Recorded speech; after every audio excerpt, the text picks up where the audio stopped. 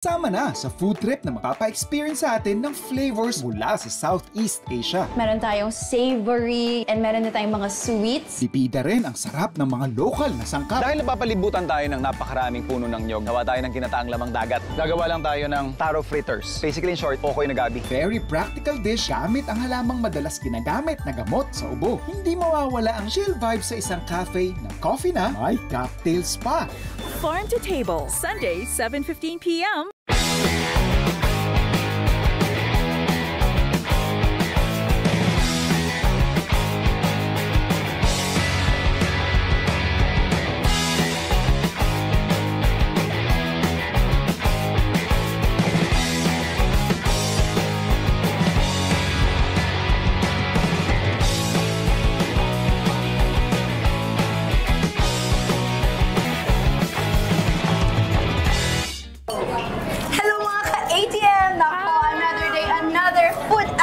At syempre kasama pa rin natin ang ating food trip buddy na si Mark Olivero.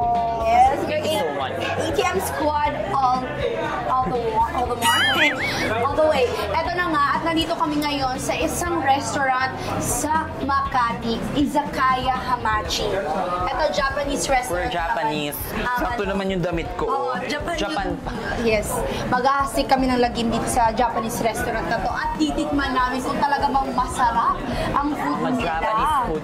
Balita ko kasi mahilig ka daw sa Japanese food. Oo, feel ko ginawa ito para sa akin. Perfect na ikaw yung kasama ko kasi wala akong idea sa mga Japanese foods.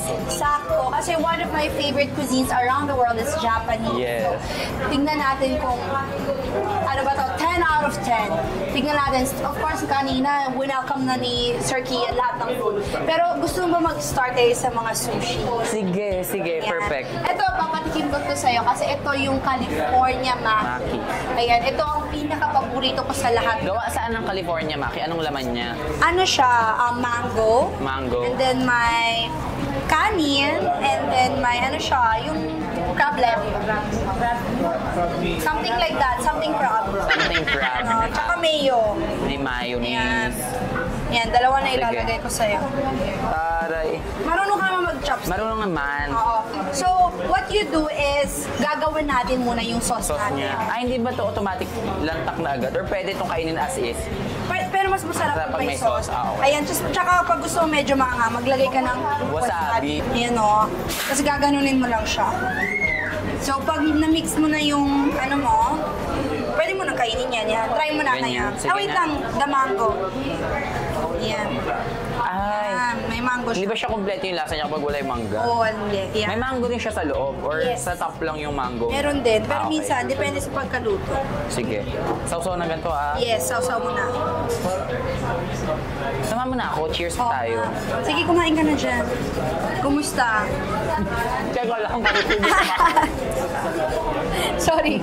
Kakasumo niya lang pala. Ayan no. Ayan.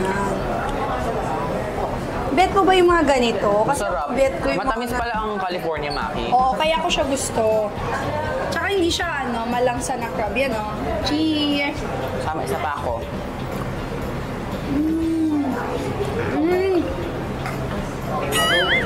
Aba, nakatulog. Ito yung yakitori. Negima yakitori. Try mo to. Yakito. Ito yung negima yakitori nila. Saan to gawa? So, ayan chicken. Chicken siya. Ito, parang barbecue nila. Ayan. Tsaka may mga soy sauce siyang paano. Ayan. Manok nga siya, te. Kumusta? Teka lang.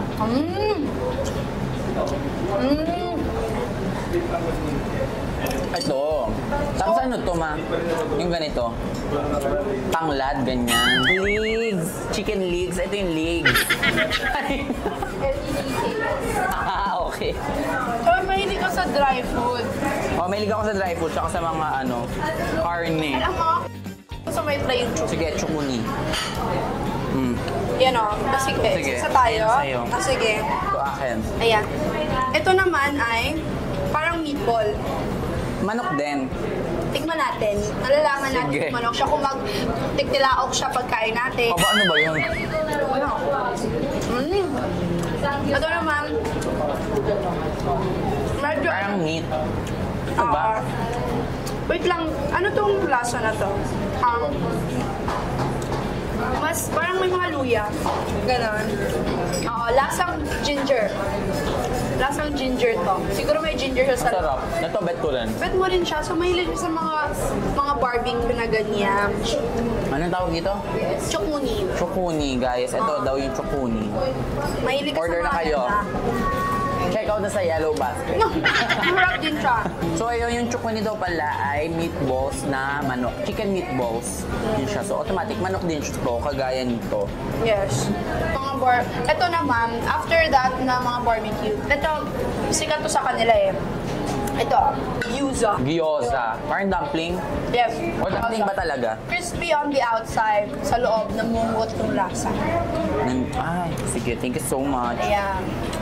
Masarap. Ito, paborito ko din to. Ano dito, go-to order ko to. Crispy on the outside, tapos nanunuot daw yung laman sa inside. Oo. Tingnan natin. Cheese. Wala tong sausawan.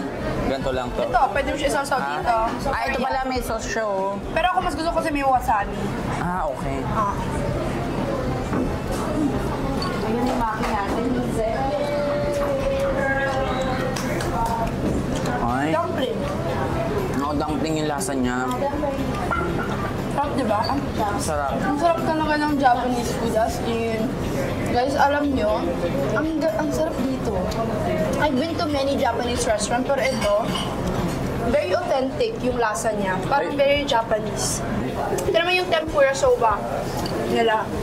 Ito naman, kumakain ka ba ng tempura? O, ayan. Ito favorite ko, tempura. Ayan, kunin natin yung ano mo. Sa amin, sabi niya, nakakabili ng tempura sa kung saan-saan. Ayan o. Pero nag-ano ka? Uy, ano yung noodles niya? Ay, may dumating na. Oh my Wow! Oh my God, guys! Anong tawag dito? Kami na mga kakain. Wild. Papayag ba kayo? Panayin na kayo namin to. Panayin na natin yung Ito na muna. sa kanila. Kararating pa. Oh my gosh. Anong tawag dito? Wild steak. steak. Tingin mo, mawawild din tayo pagkain natin ito. Ano Amoy niya? siya, amoy mo siya. Ayan. Amoy cheese. Oh my gosh, amoy butter pala.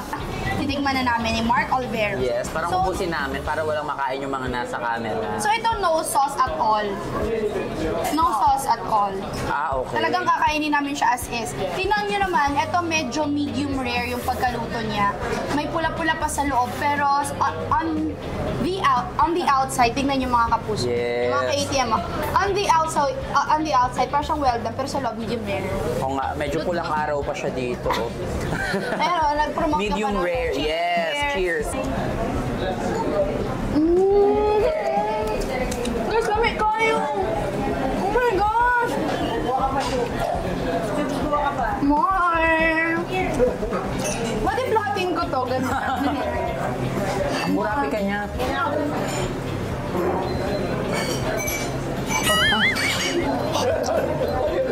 Harap. Ito, Mark. Ay, ate. Ang sarap nyo. Ito, Mark. Oh my God. Oh. Dahil mabait ako, last na.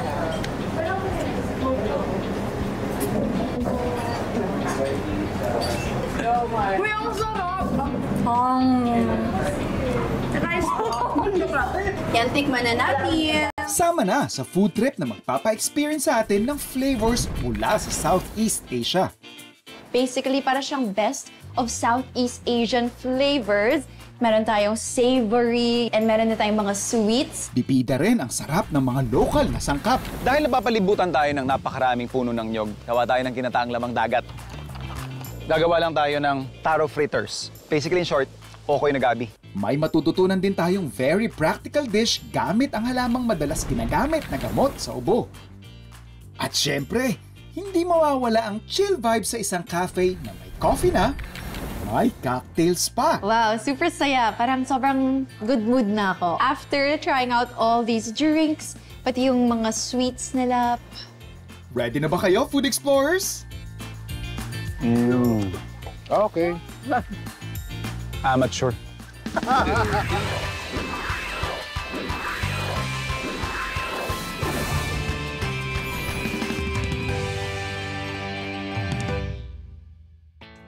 first stopover natin, ang Esmeralda Farm dito sa Liliw, Laguna.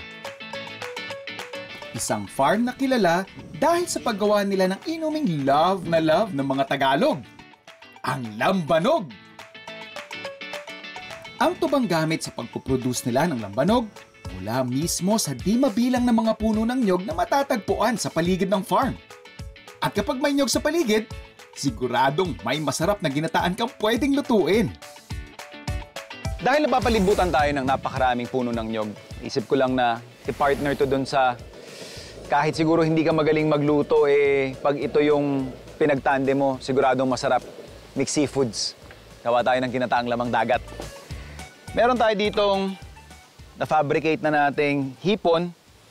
Gusto ko lang i-extract lahat ng flavors na meron siya. So what I'll do is I'll add oil sa ating pan, generous amount.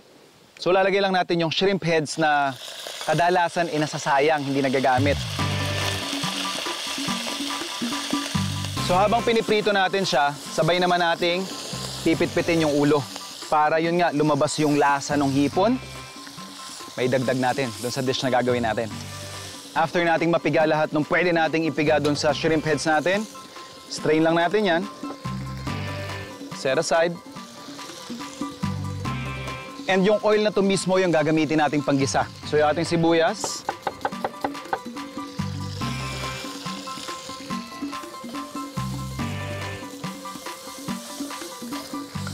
Lagyan natin ng bawang.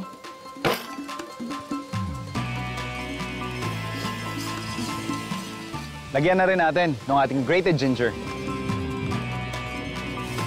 Okay? Kapag maalingaso na yung bango ng ating mga ginisa, lagyan na natin yung ating gata.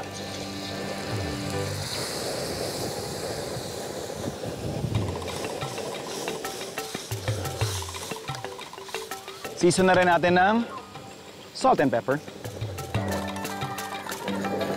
Konting patis. Pakuluan lang natin to siguro hanggang medyo mag-thicken siya.